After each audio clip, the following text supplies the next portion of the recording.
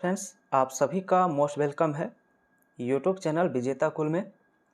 तो फ्रेंड्स, एक हिंदी के मैराथन वीडियो में सभी का स्वागत है।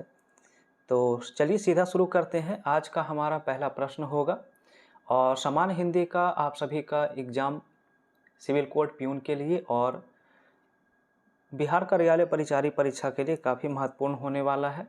तो चलिए शुरू करते हैं। तो सवाल है कि जिन वाक्यों में आश्चर्य, घृणा, प्रेम और हर्ष आदि के भाव हो तो उसे क्या कहा जाता है। तो इस सवाल का राइट आंसर सी होता है। इसे हम विस्मयादि बोधक के नाम से जानते हैं, जहां पर आश्चर्य, घृणा, प्रेम और हर्ष इत्यादि का बोध होता है। नेक्स्ट क्वेश्चन दिया गया है, लिखा है कछुआ धीरे धीरे चलते हुए मंजिल तक पहुंच गया, काले शब्द में कौन सा पदबंध होगा। तो 32 का राइट आंसर जो होता है ऑप्शन सी होता है, क्रिया विशेषण पदबंध होगा, क्योंकि धीरे धीरे एक क्रिया विशेषण है जो क्रिया की विशेषता बताया है। नेक्स्ट है, निम्न में से कौन सा शब्द पुर्तगाली भाषा से हिंदी में आया है। तो पुर्तगाली से हिंदी में जो आया है फ्रेंड्स, वो आपका है बाल्टी। याद रखिए ऑप्शन बी होता है बाल्टी, इसका राइट आंसर। ठीक है। नेक्स्ट लिखा है जिनका संबंध अध्यात्म से है उसके लिए एक शब्द क्या होगा। तो जिनका संबंध अध्यात्म से होता है उसे हम आध्यात्मिक के नाम से जानते हैं। ऑप्शन ए हो जाएगा राइट आंसर। इसके बाद अगला सवाल लिखा है व का उच्चारण स्थान निम्न में से क्या होगा। तो फ्रेंड्स, व का उच्चारण स्थान दंतोष्ट होता है, दांत और ओष्ठ दोनों से। नेक्स्ट है, जहाँ एक ही वर्ण की बार बार आवृत्ति होती है वहाँ कौन सा अलंकार होता है। याद रखिए एक ही वर्ण की अगर बार बार आवृत्ति हो रही हो तो वहाँ पर अनुप्रास अलंकार हो जाता है। नेक्स्ट है, माँ बच्चे को नौकरानी से दूध पिलवाती है, इस वाक्य में कौन सी क्रिया होगी। तो 37 का ऑप्शन बी हो जाएगा द्वितीयक प्रेरणार्थक क्रिया, इस सवाल का राइट आंसर। ठीक है। चलिए अगला सवाल आप सभी का रहेगा क्वेश्चन नंबर 38। सवाल है इतिहास शब्द में इक प्रत्यय लगाने पर शुद्ध शब्द कौन सा होगा। तो ऐतिहासिक हो जाता है, अगर इतिहास में एक शब्द जोड़ते हैं ऐतिहासिक होता है। ऑप्शन बी राइट होगा। नेक्स्ट सवाल है कि निम्न में से कौन सा पद अव्ययी भाव समास का उदाहरण नहीं है। तो अव्ययी भाव समास का उदाहरण नहीं है तो वो आपका है मालगाड़ी। ठीक है, क्योंकि मालगाड़ी तत्पुरुष समास का उदाहरण होता है। राइट आंसर सी हो जाएगा। अगला सवाल फ्रेंड्स 40 नंबर क्वेश्चन दिया गया है, लिखा निम्नलिखित शब्दों में स्त्रीलिंग शब्द का चयन करें, कौन सा शब्द स्त्रीलिंग होगा। तो यहाँ पर नकेल जो लिखा गया है, नकेल स्त्रीलिंग शब्द है, बाकी अन्य सभी पुल्लिंग शब्द के उदाहरण हैं। नेक्स्ट है कि जागना मूल रूप से क्रिया का प्रथम प्रेरणार्थक रूप क्या होगा। तो जागना का अगर प्रेरणार्थक बनाना है तो ऑप्शन ए हो जाएगा जगाना। क्या हो जाएगा, ऑप्शन ए। नेक्स्ट लिखा है हे राम मेरी रक्षा करो में हे राम के बाद किस चिन्ह का प्रयोग जो है वो अनिवार्य है। तो यहाँ पर होना चाहिए विस्मयादि बोधक। ठीक है, क्या होना चाहिए, विस्मयादि बोधक चिन्ह का प्रयोग होना चाहिए। ठीक है, क्योंकि यह संबोधन और पुकार के भाव को दर्शाता है। चलिए क्वेश्चन नेक्स्ट होगा 43। सवाल है कि हथियाना, लतियाना, बतियाना ये किस क्रिया की क्रियाएं हैं। तो 43 का ऑप्शन ए होता है, इसे हम नाम धातु क्रिया के नाम से जानते हैं, क्योंकि ये संज्ञा हथियार, लाठी और बात से बनी हुई है। नेक्स्ट है द्विज शब्द के अर्थ निम्न में से क्या नहीं है। तो द्विज का अर्थ नहीं होता है, वो है आपका ऑप्शन डी हाथी, बाकी आपका पक्षी, ब्राह्मण और दात इसके अर्थ होते हैं। नेक्स्ट लिखा जो परिश्रम करता है वह सफल होता है, यह किस प्रकार का वाक्य है। 45 का बी हो जाएगा, यह मिश्र वाक्य होगा। राइट आंसर बी है। नेक्स्ट लिखा है गमन शब्द को विपरीतार्थक बनाने के लिए किस उपसर्ग का प्रयोग करेंगे। तो 46 का ऑप्शन डी हो जाएगा, यहाँ पर प्रति उपसर्ग प्रयोग किया जाएगा। नेक्स्ट लिखा है निम्न में से कौन सा शब्द संबंधवाचक सर्वनाम है। तो संबंधवाचक सर्वनाम पूछा है तो याद रखेंगे जो, जैसे कहते हैं जो करेगा सो भरेगा, तो इसलिए जो शब्द यहाँ पर संबंधवाचक होता है। नेक्स्ट है कारक के कितने भेद माने गए हैं। तो फ्रेंड्स यहाँ पर कारक के टोटल याद रखना है 8 भेद होते हैं, ऑप्शन सी होगा। ठीक है, तो टोटल कितने भेद होते हैं, 8 भेद होते हैं। नेक्स्ट क्वेश्चन 49 लिखा गया है। सवाल है कि यह काम मैं आप कर लूँगा, यहाँ पर आप क्या है। तो जहाँ पर स्वयं या अपने आप का बोध होता है उसे हम निजवाचक सर्वनाम कहते हैं। नेक्स्ट है तत्सम तद्भव निम्न में से अशुद्ध युग्म की पहचान करें। कौन सा अशुद्ध युग्म लिखा गया है। तो यहाँ पर फ्रेंड्स जो अशुद्ध लिखा गया है वो है ऑप्शन सी, आँख का जो अच्छी लिखा गया है वो यहाँ पर अशुद्ध है। ठीक है, तो राइट आंसर इस सवाल का क्या हो जाएगा, ऑप्शन सी हो जाएगा। क्योंकि फ्रेंड्स यहाँ पर अच्छी जो लिखा गया है वो गलत है, अच्छी में हमें इस प्रकार से लिखना चाहिए तब सही होगा, तो इसलिए ऑप्शन सी राइट होता है। नेक्स्ट 51 है, लिखा मृत्युंजय मृत्यु को जीतने वाला अर्थात शिव को कौन सा समास कहा जाता है। तो इसे हम कहेंगे बहुब्रीहि समास शिव के अर्थ में, ऑप्शन बी होगा। नेक्स्ट है मुझसे चला नहीं जाता, यह किस प्रकार का वाच्य होगा। तो यहाँ पर भाव की प्रधानता दर्शाया गया है, इसलिए आंसर सी होगा, भाववाच्य। नेक्स्ट सवाल है वह खाता होगा, इस वाक्य में कौन सा काल है। तो 53 का राइट आंसर फ्रेंड्स जो होने वाला है वो ऑप्शन ए होगा, संदिग्ध वर्तमान काल का ये उदाहरण होगा। ठीक है, अगला क्वेश्चन 54 है। 54 में लिखा गया है निम्नलिखित में से शुद्ध वर्तनी वाला शब्द कौन सा है। तो शुद्ध वर्तनी इसमें ज्योत्सना लिखा गया है, राइट आंसर बी होगा। नेक्स्ट है चरण कमल बंदो हरिराई में कौन सा अलंकार होगा। तो यहाँ पर चरण को कमल के समान माना गया है, इसलिए रूपक अलंकार इसका राइट आंसर होगा। नेक्स्ट है गुलर का फूल होना, इस मुहावरे का अर्थ क्या है। तो फ्रेंड्स इसका मतलब है दुर्लभ होना या दिखाई नहीं देना। चलिए अगला सवाल 57, कहा है राज्यपाल में कौन सी संज्ञा होगी। तो राज्यपाल में जितने भी राज्यपाल हैं सभी शामिल हो गए, इसलिए ये जातिवाचक संज्ञा होगा, क्योंकि यहाँ पर पूरे समुदाय का बोध होता है। नेक्स्ट लिखा सांस्कृतिक शब्द विशेषण की किस श्रेणी में आते हैं। तो ये आपका गुणवाचक विशेषण की श्रेणी में आता है, ऑप्शन ए हो जाएगा। और अगला सवाल 59, कहा है बच्चा छत से गिरा, वाक्य में से किस कारक की चिन्ह होगी।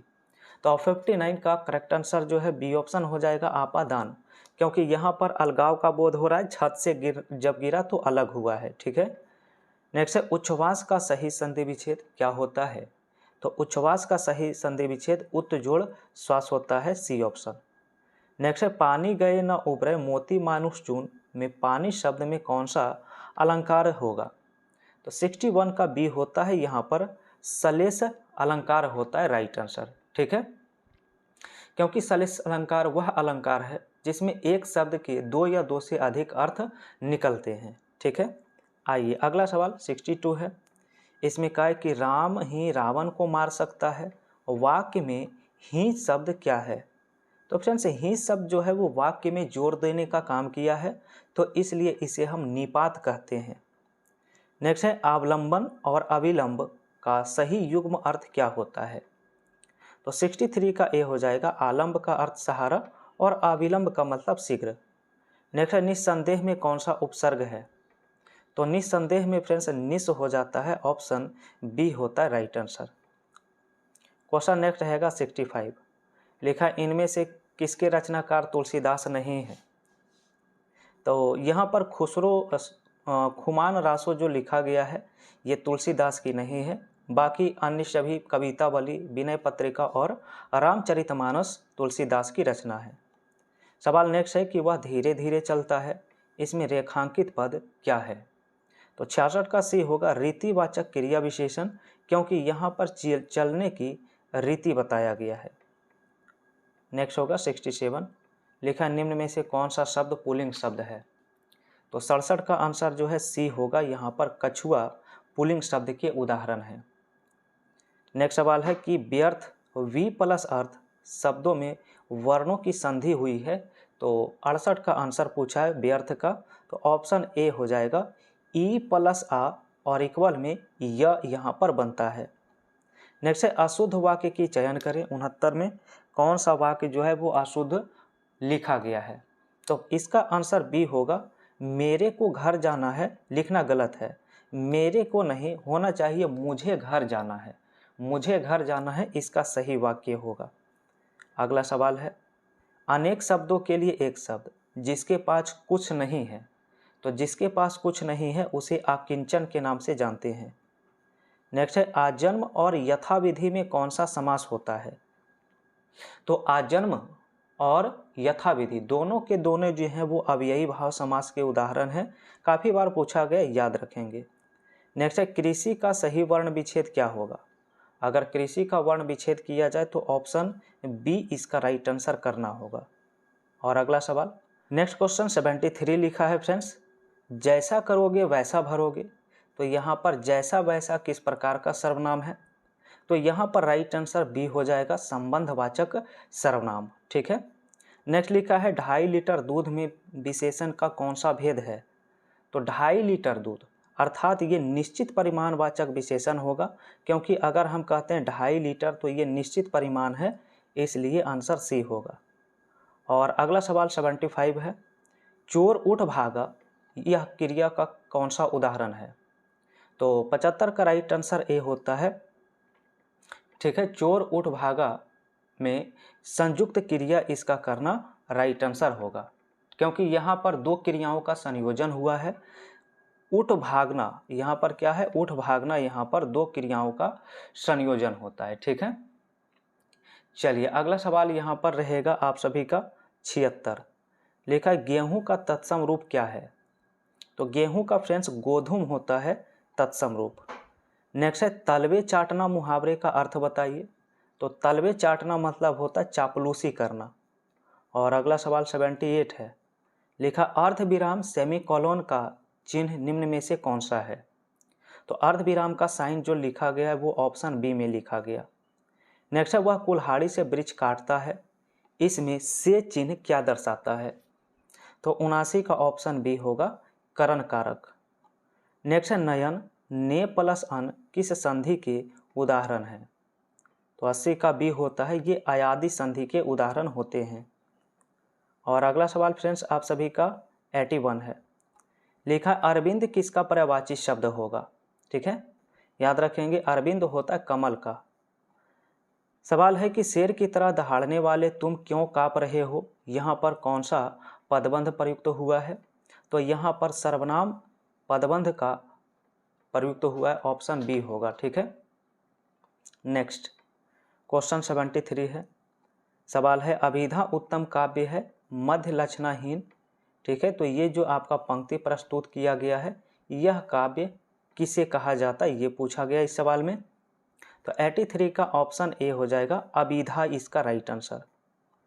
सवाल नेक्स्ट है कि मंद क्रांता छंद प्रत्येक चरण में कितने वर्ण होते हैं?